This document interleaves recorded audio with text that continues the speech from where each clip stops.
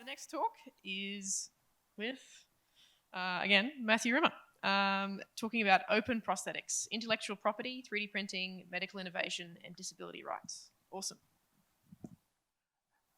Thank you very much. My talk today is really going to focus on some of the empirical research that we've been doing as part of the ARC project on IP and 3D printing. And we're kind of particularly interested in open prosthetics, some of the connections between intellectual property, 3D printing, medical innovation, and disability rights. We've done lots of work looking at the different disciplines of intellectual property. As part of our empirical research, we've been kind of quite interested in trying to find some case studies to illuminate some of the particular issues that have emerged in this space. And it's been a very long-standing interest both of myself and of our researchers at QUT to think about some of the connections between intellectual property and disability rights. So in a number of past events, we've had speakers who've kind of explored some of these topics. So Graham Innes, the former Disability Discrimination Commissioner, came along and talked about his autobiography. We had a presentation the other year by Paul Harpur from the University of Queensland on copyright law and disability discrimination. We also had at one of our previous events on 3D printing, very interesting talk by Michael Duzani thinking about the role of makerspaces as sites of inclusion for those with disabilities.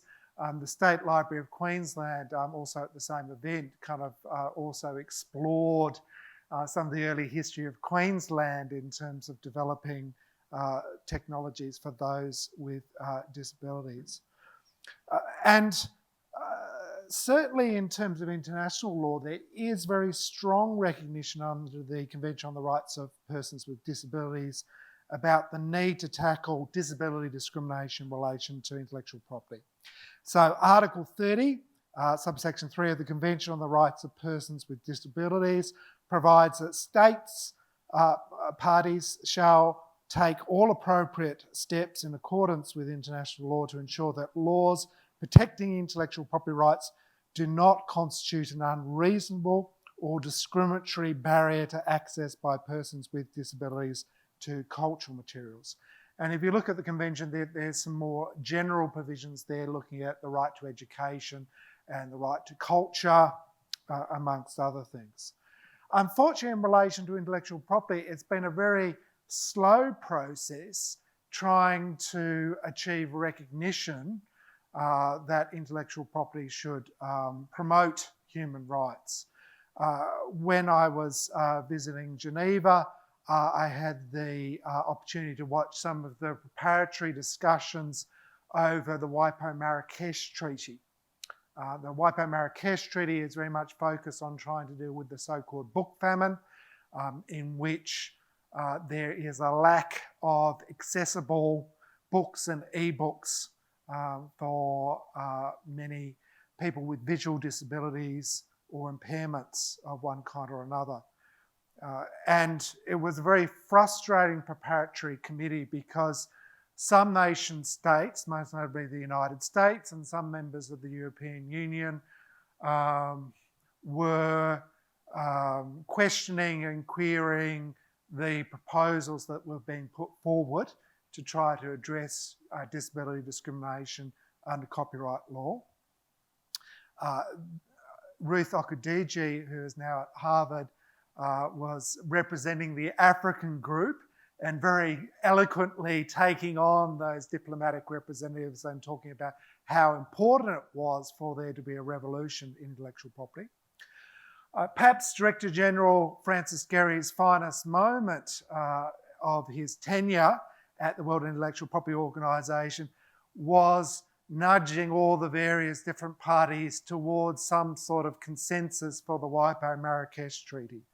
And his secret weapon was Stevie Wonder, and he told all the various nation states that Stevie Wonder was at the Marrakesh meeting, but he was only going to come out and say nice things about all the nation states if they had a viable, substantive agreement.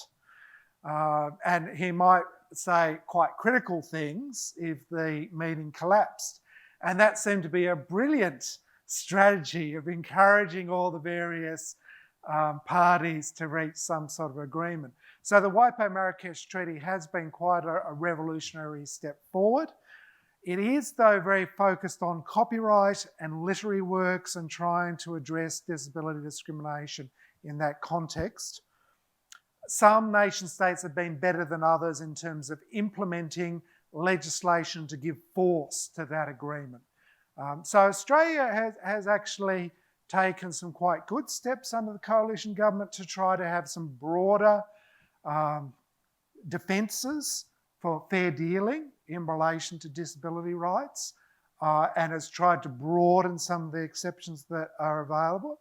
There have been concerns about some other jurisdictions implementing the treaty in a very narrow way or not implementing the treaty in a very expeditious fashion. I guess there kind of remains a lot of debate about how we can use this treaty in the future to make sure that copyright works are much more accessible and available. There's a very kind of interesting guide with Ruth Okudiji and some of her collaborators picking through the clauses of that agreement. There are kind of gaps, obviously, in the agreement. And I guess one of my frustrations with that agreement is that it is very focused on a particular group of disabilities. And it doesn't necessarily try to deal with a diverse array of different sorts of disabilities. Very much focused on literary works and e-books. We have a talk later today by Jane McCutcheon in which she's going to talk about her new book, International Perspectives on Disability Exceptions in Copyright Law and the Visual Arts, Feeling Art, and she kind of makes the case that we do need to reform, both at an international level and at a national level, some of the exceptions to, for instance, enable tactile forms of art to be made, even though it might be protected by copyright. Professor Abbe Brown, who's based at the University of Aberdeen and has sometimes visited QT, has been doing some interesting work on copyright and choreographic works and dance and disability rights. Paul Harpur has a really interesting book on discrimination, copyright and equality. I guess thinking about 3D printing and makerspaces, it's very evident that a whole wide array of different forms of intellectual property are implicated by those activities. Not purely copyright, but also designs, patents, trademarks, sometimes even trade secrets as well. So I think from my perspective, I think we need to start thinking about ensuring that some of the other disciplines of intellectual property enable the development of assistive technologies and try to prevent disability discrimination. There's also been some really interesting fieldwork that has been done as well of makerspaces trying to assess how accessible they are, both in terms of the physical environment, but also in terms of the various practices that are in play at the particular locations. So there's a really nice study by Ursula Kate Hurley. So my empirical research that I'm going to talk about is really a set of 3 case studies, which are all various pilot projects. So in terms of the methodology, the project has relied upon qualitative interviews with key figures in the maker community, as well as field visits to makerspaces. And this group of interviews really took place in 2019 when I was visiting the European Union. So the MSF Amman Hospital, the 3D lab at Radboud UMC Technology Centre, and Careables, which is based in Belgium. In terms of MSF, MSF has had a long-standing interest and commitment to public health care. They have had for a couple of decades an access campaign promoting access to essential medicines. I've kind of visited their access campaign in Geneva a couple of times. I think one of my former PhD students also worked there for a little while. They're kind of very interested in ensuring that there is full access to a whole wide range of different technologies for various different jurisdictions around the world. They don't think that medicines and therapeutics and diagnostics and other medical equipment should be limited by wealth or the nation state that you happen to be in. They have also had a particular interest in tackling access to healthcare in developing countries and least developed countries. They really kind of came into their own, perhaps, with the huge controversies of the late 1990s about access to HIV, AIDS medicines. As part of my project, I was kind of really interested in a pilot 3D printing project that was set up by the MSF Foundation with the MSF Reconstruction Surgery Program. And I had a chat to Pierre on the phone from Amsterdam to Paris, where he briefly was, before returning to the 3D printing clinic that he was using in a hospital based in Amman, Jordan.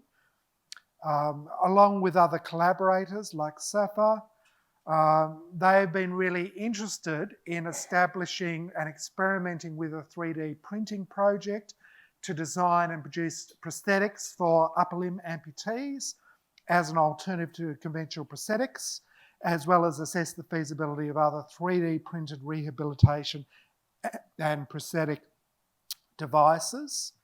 They were kind of concerned that many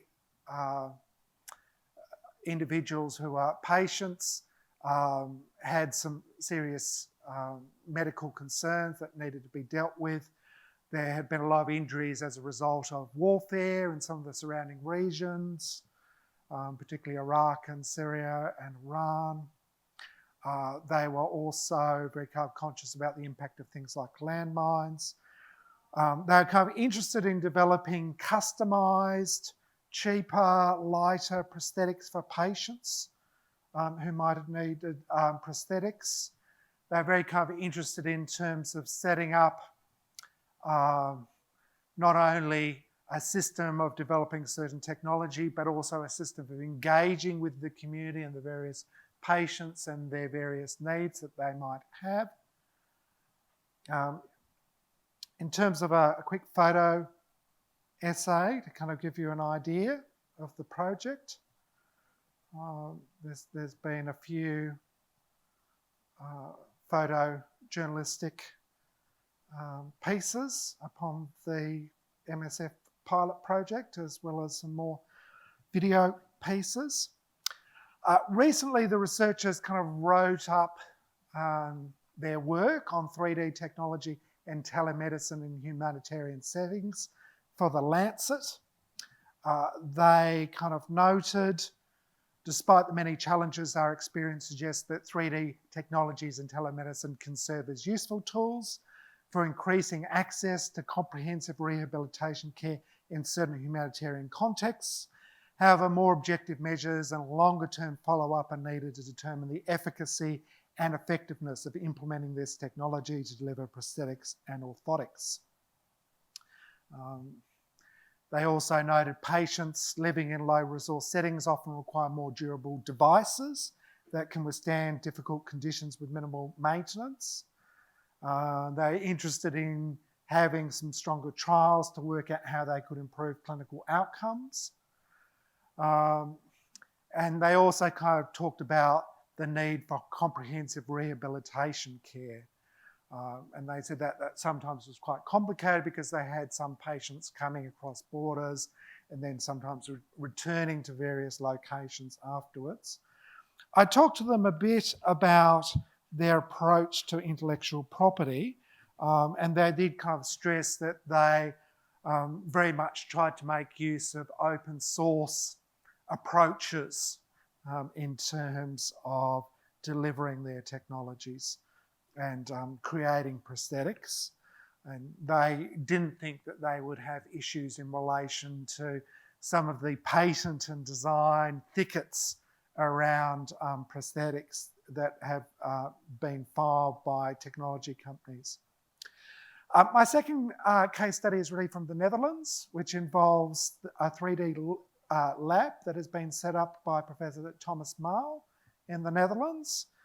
And essentially they are based in Nijmegen in the Netherlands, and they have been collaborating with a range of researchers and doctors, both at that institution and other institutions in the Netherlands.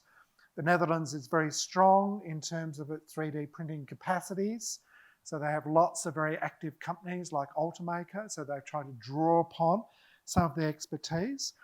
They've been very interested in terms of ways and means in which 3D printing and bioprinting can be used and deployed in the Netherlands.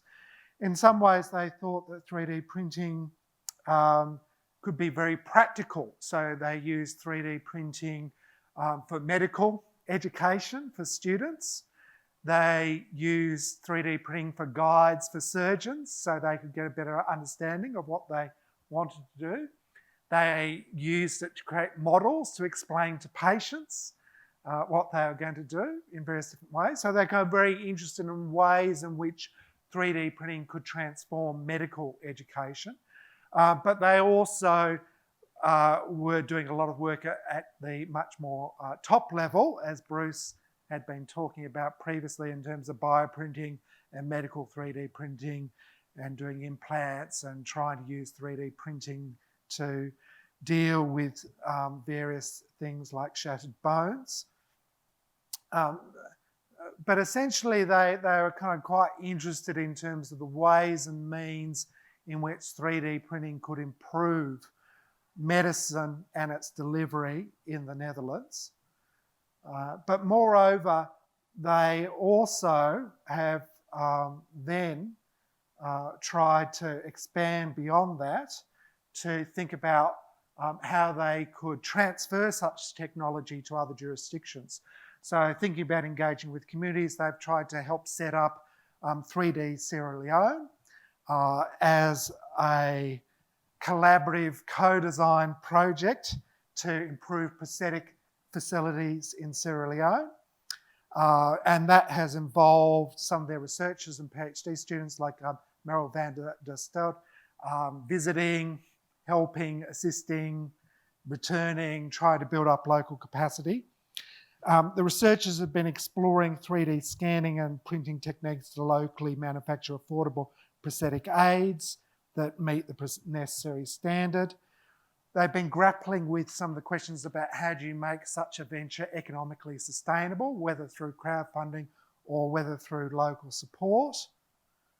They have been somewhat interested in terms of what success they can have in terms of that project. But I guess they've been grappling with a whole wide range of issues in terms of sustainable development and cooperation and collaboration involved with such a project. They've recently written up their study or their work in a paper called Improving Lives in Three Dimensions, the feasibility of 3D printing for creating personalised medical aids in a rural area of Sierra Leone. Unfortunately, their research has been somewhat disrupted by the COVID epidemic. They haven't been able to easily overcome some of the distance issues. The last case study I want to talk about is one that I discovered while I was presenting at the Creative Commons Global Summit in Lisbon in Portugal. One of the other speakers there was Erik Kamenjasevic, and he was giving a talk about how open is distributed design, and he was kind of talking about setting up a distributed design market platform. And in particular, he was kind of talking about the Careables project. Unlike the other two projects which I just mentioned, this takes a much more of a platform-based model, which can then be distributed throughout the European Union and elsewhere around the world.